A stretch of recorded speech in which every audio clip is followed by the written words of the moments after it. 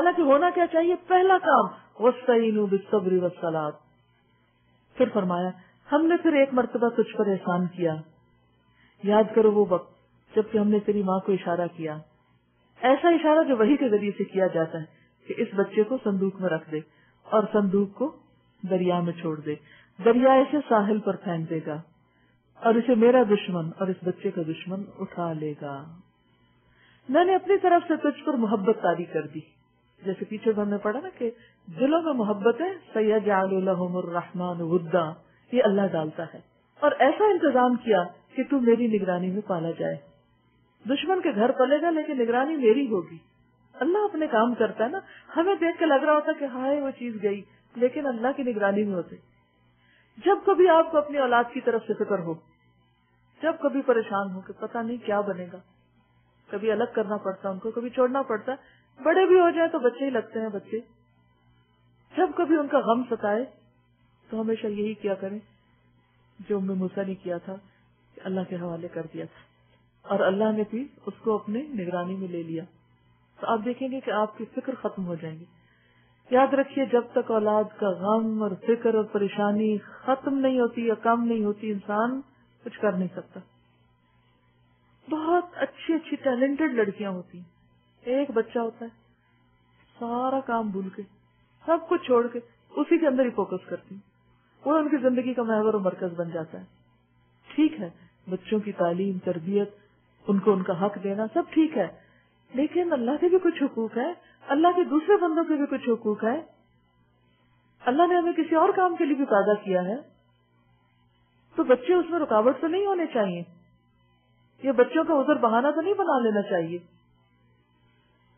تو بہرحال بچوں کو انسان اللہ کی نگرانی میں دے دے کہ اللہ تو حفاظت کر، تیرے حوالے، تیری امان میں.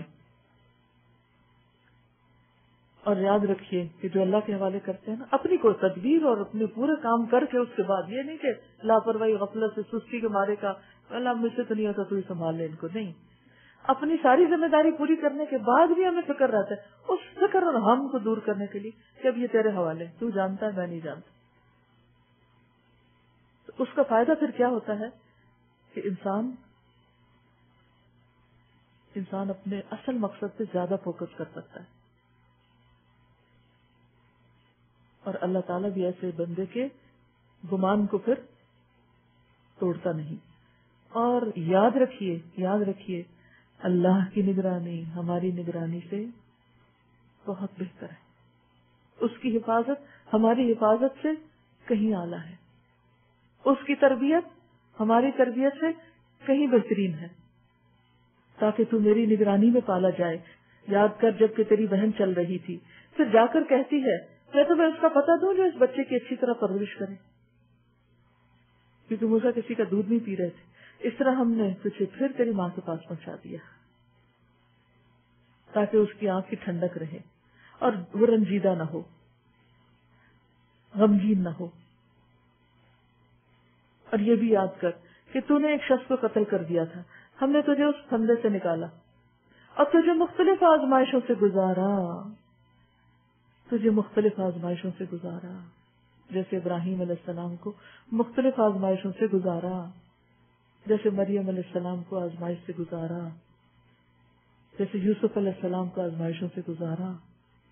یاد رکھیے اگر کہیں بھی زندگی میں آزمائشیں اور رکاوٹیں اور تکلیف اور پریشانیاں ہیں، فیوریبل حالات میں، تو بہترین گمان رکھیے اپنے رب سے کہ وہ ضرور اس میں سے کوئی خیر نکالنے والا ہے. وہ مجھے کسی خاص کام کے لیے تیار کر رہا ہے، وہ مجھے مضبوط کر رہا ہے، وہ مجھے تنہا نہیں چھوڑے گا. اور تو مدین کے لوگوں میں کئی سال ٹھہرا رہا، پھر اب ٹھیک اپنے وقت پر تو آ گیا. ہر چیز کا ایک وقت مقرر ہوتا ہے، ہر چیز کا ایک وقت مقرر ہوتا ہے. یہ ہے وقت کہ اب تو اس مشن کے لیے کام کرے جس کے لیے میں نے تجھے ان آزمائشوں سے گزارا. میں نے تجھے اپنے کام کا بنا لیا. وَاصْطَنَعْتُكَ لِنَفْسِي.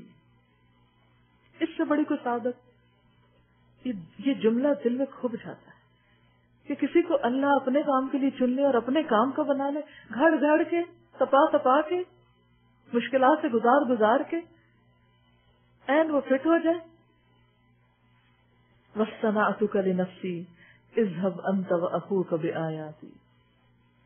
اب آپ دیکھیں کہ ہارون پر وہ مشکلات نہیں آئی، انہی کے بھائی تھے. اگر موسیٰ علیہ السلام یہی کمپیئر کرتے رہے، میرے بھائی کے ساتھ تو یہ نہیں ہے، میرے ساتھ کیوں ہو رہا ہے، ان کے ساتھ تو ایسا نہیں. اور ویسے عموماً کیا ہوتا ہے خاندانی زندگی میں، میری بہن کی شادی تو بہت اچھی جگہ ہوگی اور اس کے تو سسرال والے اتنے اچھے ہیں اور اس پر تو کوئی مشکل ہے ہی نہیں.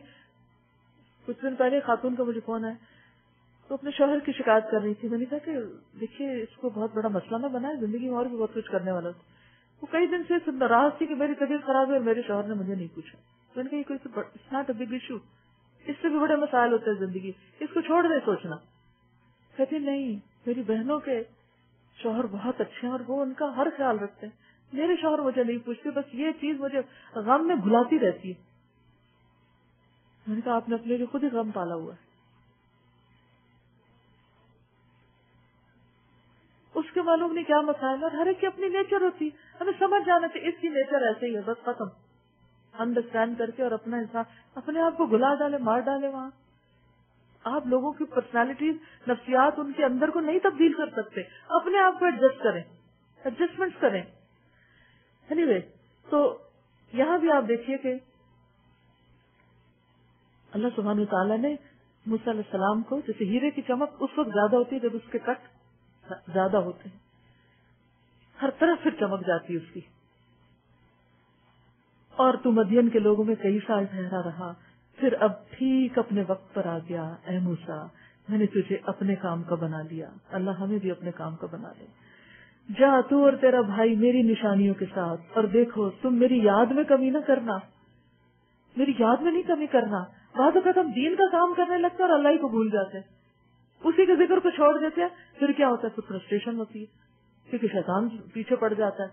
تو اللہ کی یاد ایک قلعے کی طرح ہوتی ہے. اللہ کی کتاب سے واسطہ رکھنا، ذکر اذکار تسبیحات کرنا، کہ شیطان پیچھے لگا رہتا ہے. اور ذکر کیا ایک قلعہ ہے جس میں آپ اندر آ کے محفوظ ہو جاتے ہیں اور آپ جمے رہتے ہیں اپنے مشن پر. جاؤ تم دونوں فرعون کے پاس کہ وہ سرکش ہو گیا ہے. فقولا لہ قولا لینا، کہ بات نرمی سے کرنا. پھر کلام پہ بات نرمی سے کرنا. میرے دشمن کے ساتھ تم نرمی سے بات کرنا. لعلہ یتذکر، فرعون بھی ہو سکتا ہے سیدھا ہو جائے اگر تم نے بات اچھے سے کی. یہ ایک بہت بڑا اصول ہے. دشمن کو آپ نرمی سے ہی جیت سکتے ہیں. شاید کہ وہ نصیحت قبول کرے یا ڈر جائے. اگر آپ بھی چاہتے ہیں کہ لوگ آپ کی نصیحت قبول کریں اور اللہ سے ڈرنے والے بنے تو نرمی اختیار کیجیے، پیار سے بات کیجیے. پیار سے دل موم ہوتے ہیں. ہم نصیحت کو ڈنڈے کی طرح مارنے لگتے ہیں دوسرے کے سر پہ. دونوں نے عرض کیا پروردگار ہمیں اندیشہ ہے کہ وہ ہم پہ زیادتی کرے گا یا پل پڑے گا، سرکشی کرے گا، ڈر لگ رہا ہم کو ادھر جاتے ہوئے. قال لا تخافا، فرمایا مت ڈرو، میں تمہارے ساتھ ہوں، سب کچھ سن رہا ہوں اور دیکھ رہا ہوں. جاؤ اس کے پاس اور کہو کہ ہم تیرے رب کے بھیجے ہوئے ہیں، بنی اسرائیل کو ہمارے ساتھ جانے کے لیے چھوڑ دو، آزاد کر دو تاکہ وہ اپنی عبادت آزادی سے کر سکیں اور اپنا کام کریں اور ان کو تکلیف نہ دو. ہم تیرے پاس تیرے رب کی نشانی لے کر آئے ہیں اور سلامتی ہے اس کے لیے جو راہ راست کی پیروی کر کے، اور سلامتی ہے اس کے لیے جو راہ راست کی پیروی کرے. ہم کو وہی سے بتایا گیا ہے کہ عذاب ہے اس کے لیے جو جھٹلائے اور منہ موڑے. دیکھیے پیغام کس طرح دے رہے ہیں، کیا پیغام ہے. پہلے اپنا تعارف کراتے ہیں، ہم رسول ہیں تیرے رب کے. پھر مقصد بتاتے ہیں کس لیے آئے، ٹو دا پوائنٹ. بنی اسرائیل کو ساتھ بھیج دیں. نمبر 2، ان کو تنگ نہ کیا کریں. نمبر 3، ہم آپ کے لیے بھی نشانی لائے ہیں کہ آپ بھی اللہ کی بات قبول کر لیں، اور جو قبول کر لے ہدایت کی بات اس کے لیے سلامتی. اور یہ بھی یاد رکھیں کہ جو نہیں قبول کرے گا، جھٹلائے گا، منہ موڑے گا، اس کے لیے عذاب بھی ہے. دیکھیے کسی کو یہ بتانا تو بہت آسان ہے کہ آپ کو فائدہ ہے اس کام میں، لیکن یہ بتانا کہ نہیں کیا تو مشکل بھی ہوگی، یہ بڑے حوصلے کی بات ہے. اور وہ فرعون کے سامنے جا کے کہنا قال فمن ربکما یا موسیٰ. فرعون نے کہا اچھا تو پھر تم دونوں کا رب کون ہے موسیٰ؟ فرعون اب پوچھتا ہے. دیکھیے ویسے حیرت ہوتی ہے نا کہ اللہ تعالیٰ اگر کسی کو بچانا چاہتا ہے تو وہ فرعون کے دربار سے گھوم پھر کے آ جاتے ہیں اور ان کو کچھ بھی نہیں ہوتا. حالانکہ کیا مشکل، 2 ہی تھے نا، موسیٰ اور ہارون. پوری فوج تھی فرعون کے ساتھ، ایک اشارہ کرتا پکڑو ان کو لے جاؤ، بات ختم ہو جاتی.